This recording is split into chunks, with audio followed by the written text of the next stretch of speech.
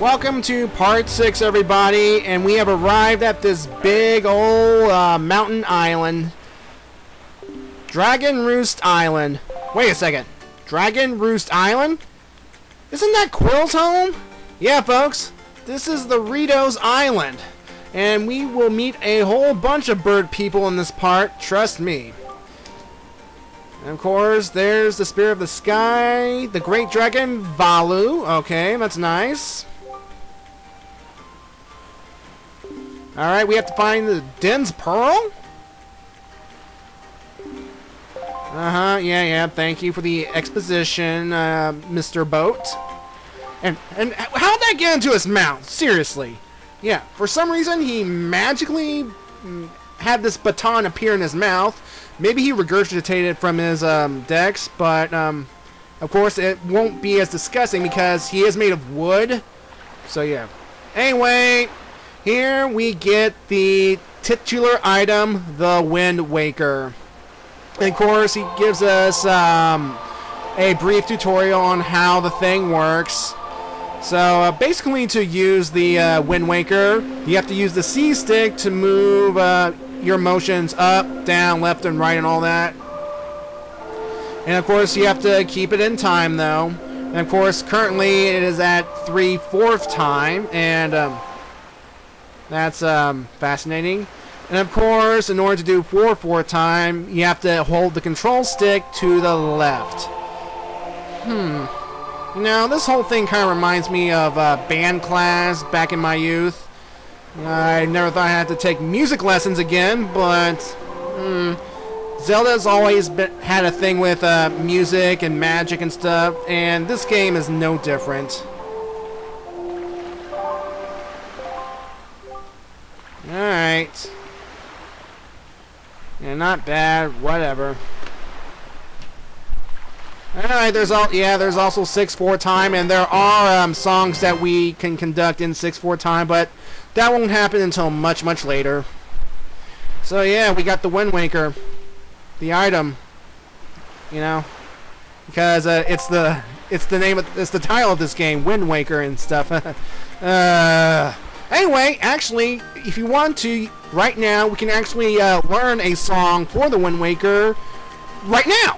So just go on to this shrine island right here, and you see there are 2 headstones. One of them is broken, so there's nothing we can do about that.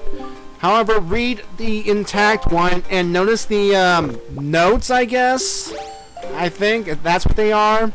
Basically, what you have to do is just equip the Wind Waker and start playing.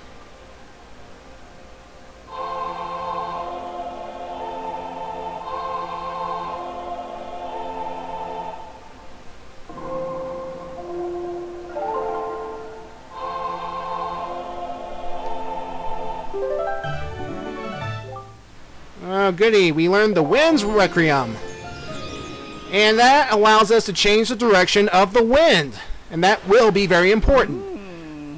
And why is there a frog on a green cloud?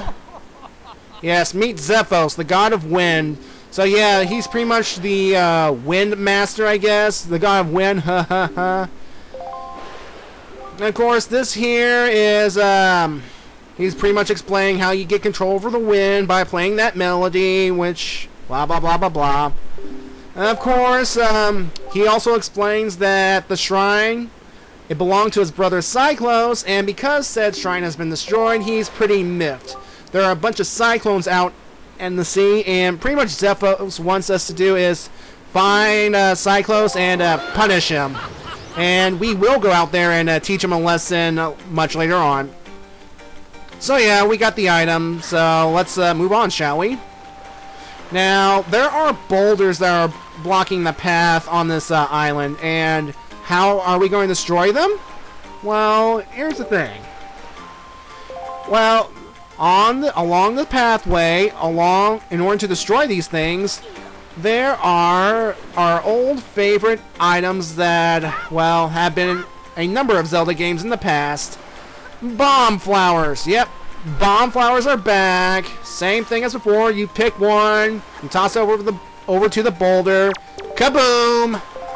And of course, if you strike the bomb flower with the sword or weapon, well, ouch. But I do believe you get a few second warning before kaboom, but yeah. Of course, you have to remember that the R button is for dropping, because, yeah, more controls in the GameCube mean more moves, combinations, so yeah. Now, as I blow up boulders to work my way upwards, there's been a theory going around that this island is actually Death Mountain. Yeah, Death Mountain from Ocarina of Time. Now, there are some facts to support this theory. Fact number 1.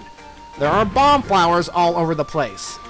Now, if you remember from my Ocarina of Time playthrough, the bomb flowers actually grow only on Death Mountain, and they're the Goron special crop that they use to blow up things. So, yeah. Here's another fact. Theory number 2. If you compare the completed sea chart of this game to the map of Ocarina of Time, you will find that the location of Dragon Roost Island and Death Mountain are almost identical to one another. They're very, very close. So, that's another theory to consider on. Now, of course, I will point out more theories as we ascend upward, but, yeah. And of course, you have to time time throwing the bomb flowers carefully because, well, one slip up, you can miss, or worse, you can get yourself injured, and, a good thing these bomb flowers respawn instantly, or else I would have been screwed. I mean, seriously. How do bomb flowers exist anyway? I mean, that's never been explained in Ocarina, it's still not explained in this game. And notice that as you destroy more and more boulders, we get money. And that is good. I love money. Alright, here we have to go across this thin way, so... It's kind of awesome how Link has this action move that he has to sneak around, and yeah. And of course, once we get here, use the bomb flower here to destroy this boulder here, which will knock down these 2 blocks.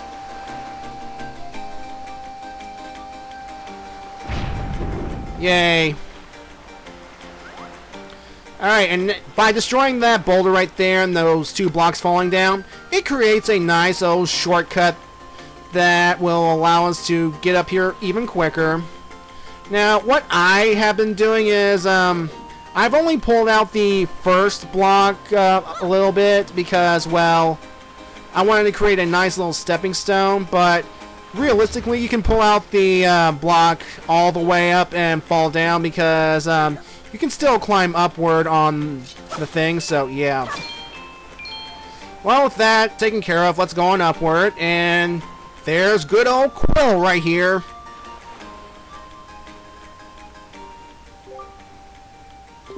Yes, we just met on the island a few days ago. I still have my goofy outfit on. And yeah, I traveled far with a magical boat with sails. Yeah, I didn't say my sister. Rub salt into the wounds, thank you very much. Alright, let's go meet the chieftain. Let's do that. Alright. La la la la la, exposition. La la la la la la la. Alright, let's go on upwards, and we're gonna have to do this the old-fashioned way by walking, because we don't have a pair of wings. You know, actually it would be kind of cool to have a pair of wings, because that way we can fly wherever we want to, but of course, to be fair, there has to be some kind of flight meter or something. So yeah. Alright, now here's the third reason why this place could have been Death Mountain in the past. These, the way that the inside of the mountain has been carved, it looks like it could have been mistaken for Goron City, or this place could have been Goron City some time ago. And the Rito has pretty much taken up residence after the Gorons have mysteriously disappeared. So yeah. Anyway, meet the Rito chieftain. Of course, he explains that they have problems. They're having problems with Balu, the great dragon. So yeah, of course, here we go. We go to a place. They cannot give us the item we need because of a problem, which means we have to go solve the problem in order to get the item. Yep, typical Zelda formula. Ugh, never changes. Anyway, pretty much the story with the Rito people is when they become of age, they will go visit the great dragon Balu in order to get the necessary scale that will allow them to grow feathers, because they are not exactly born with feathers. They have to get a scale of a dragon to somehow produce the feather. I don't know how that works, but magic? A dragon did it? So yeah. Anyway, of course,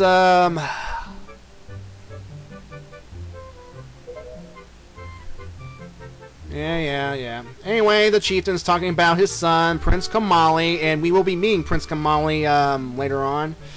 And, well, let's just say that from the sound of it, this guy, Prince Kamali, seems a bit scared to get his wings due to certain circumstances, and he is asking Link to pretty much go and talk to the guy. So, yeah. And of course, he goes explain that a young girl named Medley has something from the chief to give to Prince Kamali. Now, this is odd, so I'm pretty much playing middleman again.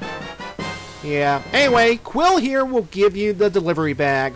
It's our third and final carrying bag of the game, and in this case, it will allow us to hold letters to give to people throughout the game, to get goodies and all that.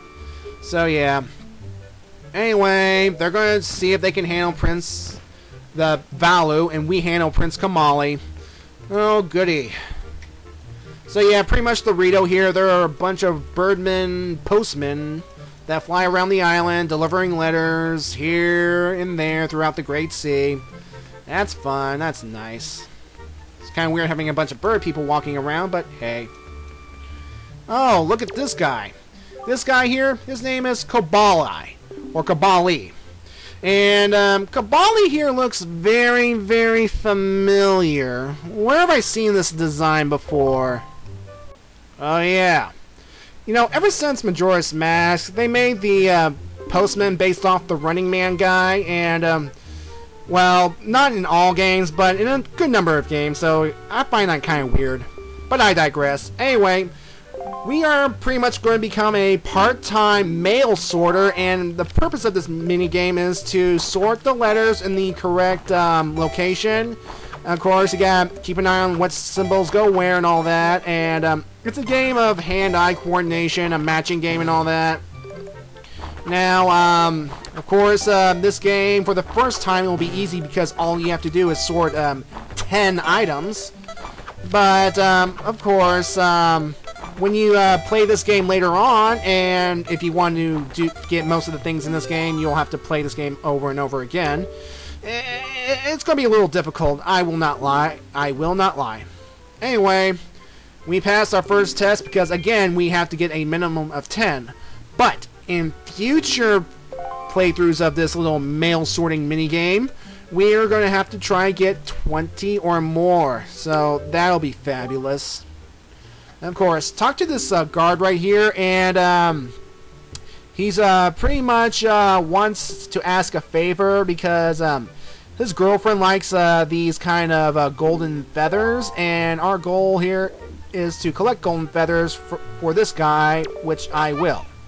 And speaking of girls, meet Medley. And yeah, she looks a bit different from all the other Rito. Of course, she's the only female Rito in the entire game that we see, so it could be possible that all Rito look like this, or all females look like this.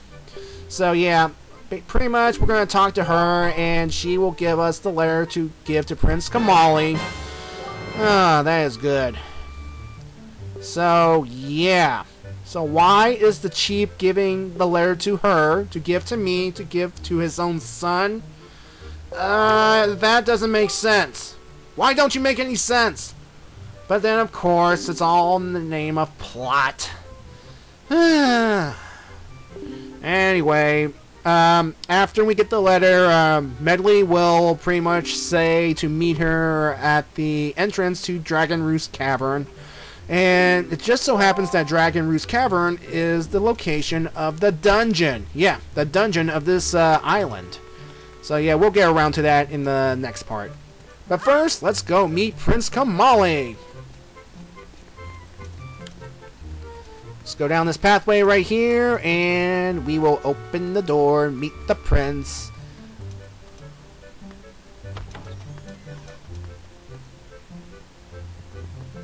And when we enter his room right here, you'll see him fondling a big old shiny ball. And it happens to be all red. And yeah, folks, that is Din's Pearl right there. He is holding on to Din's Pearl for some reason. And, yeah. Basically, when he asks what you want, just equip the letter and just give it to him.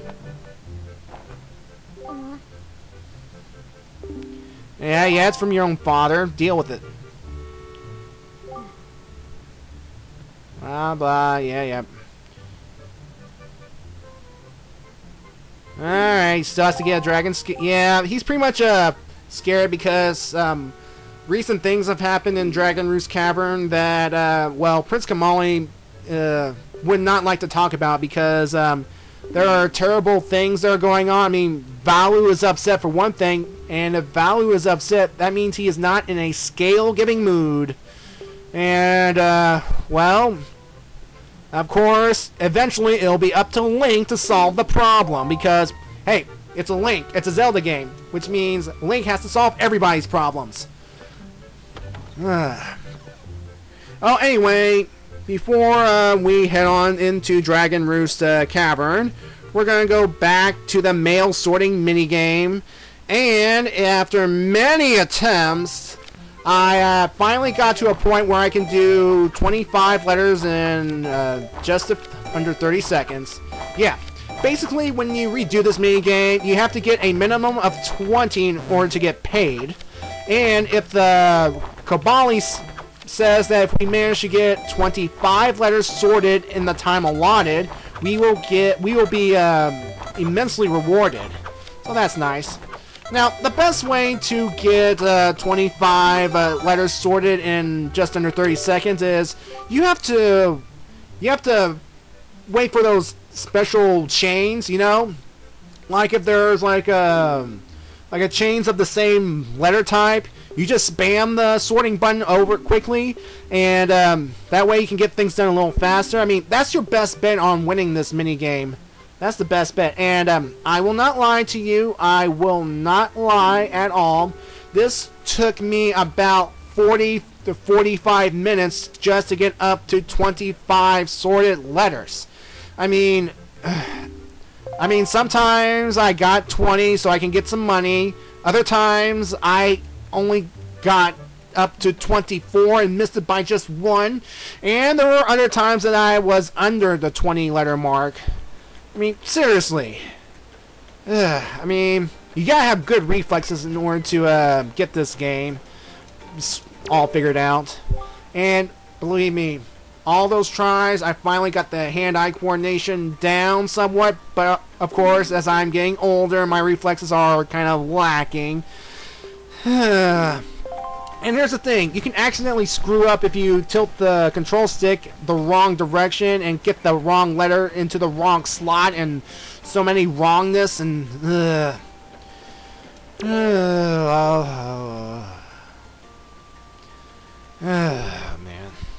This minigame, I mean, if you're not playing Zelda for all these crazy minigames and just want to go straight through the game, get the bare minimum essentials, I don't blame you. I don't blame you one bit. But hey, I'm going to get as much items as I can. And there is one thing that I will not do in this playthrough. And I will tell you this in a moment. Anyway, the reason I went outside and went back in is because as soon as you come back in, this guy will appear. Now, he is a part-timer as well. And he will pretty much be at awe that he is talking to the one who sorted 25 letters in a limited amount of time. And so he's going to ask that we do it again. So yeah, we're going to do this again. Now the good news about this thing is I managed to get 25 letters on the first try this time around. See, I didn't edit this out.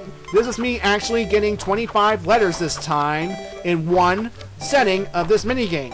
And once we did it one more time for this part-time guy, we never have to do this again. See, again, the chains in a row definitely help. Like multiple, the same, similar items, so yeah. See? And that's how it's done.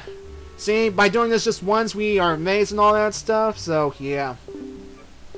And of course, by succeeding at this task, he is going to give us a letter to deliver to his mom. So, we're going to do that. And of course, he will not use the postal service in here since he is working in a post office. But of course, he's afraid that he's going to get in trouble and all that. But I don't blame him for that. I don't fault him for that. So, yeah. Anyway, that's what we're going to do. We are going to deliver this letter to the nearest post box. And it just so happens that the nearest post box here is actually outside and near the entrance, you know, where the boat is, you know, near the part where we had to blow up all those boulders with bomb flowers.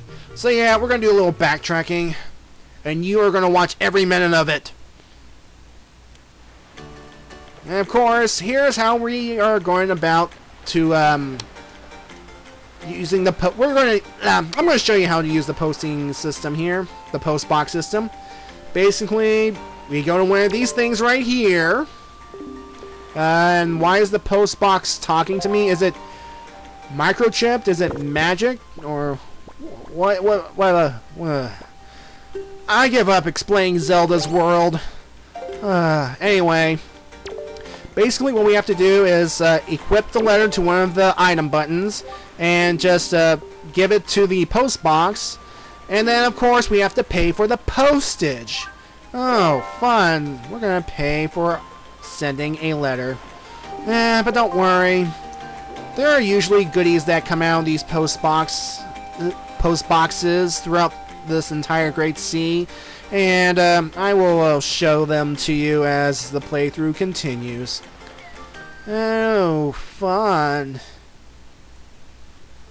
Okay. Strolling because I'm the man. I've sorted 25 letters in under 30 seconds, even though it took me so freaking long. Ugh. Okay, I'm digressing. I'm not doing that anymore. Alright. Anyway, this here is a little preview of where we need to go. You can tell how bad it is because of, look, all the smoke and ash and the dry heat. And as I record this, it's actually pretty hot outside right now, so I don't need to feel the heat.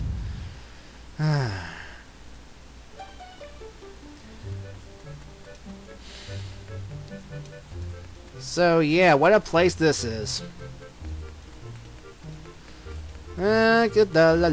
Strolling around and doing absolutely diddly squat. Alright, to go where we need to go, we have to go back to the first floor of this place and go right here. Go this way. And this way will take us to the entrance to Dragon Roost Cavern. Oh, look. Dead, withered bomb flowers. Anyway, here. Down here, we will meet Medley again.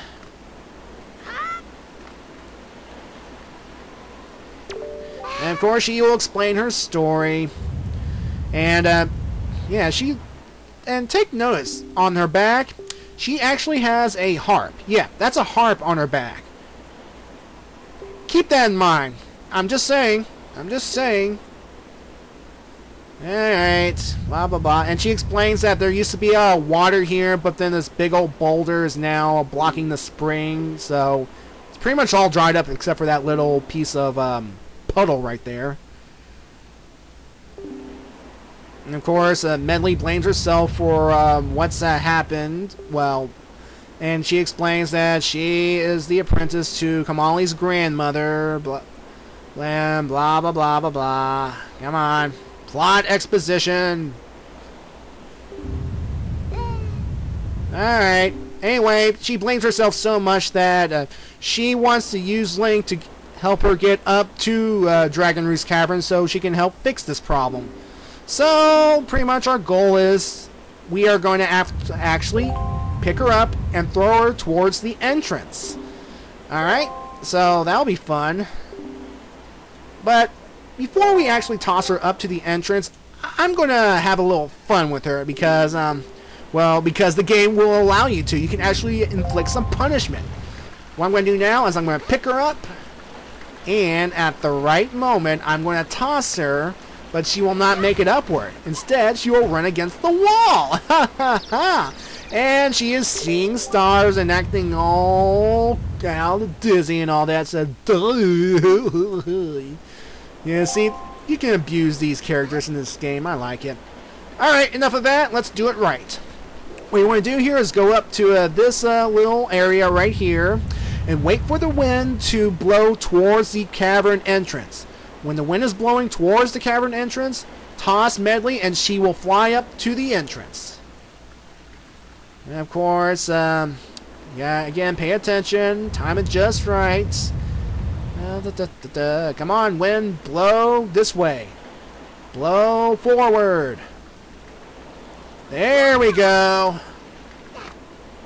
Alrighty. Alright, of course you'll now go talk to the Great Valu. And oh goody, she can understand some of Valu's language. That's good. And of course, I love how she's like in whispering that she's not really confident in all that stuff, so yeah. And of course, as a reward for helping her getting up there, Medley will give you our first empty bottle of the game. Yep, they're back. And again, we can use them to store all sorts of goodies. And of course, she says, I keep this a secret. Yeah, keep this a secret as is. It's going to be revealed much later on. But yeah. Anyway, we are going to use our brand new empty bottle, and we are going to scoop up some of this water that's in the puddle. Goody. Now we are going to go use it on something dry and withered. I wonder what is that something that is dry and withered. Yeah, the bomb flowers. So that's exactly what we are going to use this water on. And of course, in typical Zelda fashion, we pour something on something and there is an instant reaction. Ta-da! We have restored a bomb flower. And then of course we have to use said bomb flower to toss it at this boulder to blow it up. And when we destroy the boulder, the water will be free to rise up again. And the thing is though, we are actually going to follow Medley into Dragon Roost Cavern because, spoilers, she will get in trouble and we have to bail her out. Now, I've read this online and I don't know if it's true. If we haven't followed Medley into Dragon Roost Cavern immediately, then Quill will come down and tell Link that one of his men saw Medley get captured. And yeah, I don't know if that portion is true, but then of course, immediately after I get Medley into Dragon Roost Cavern, I follow. So yeah. Now, here's another reason that this place could have been Death Mountain in the past. You see these statues right here?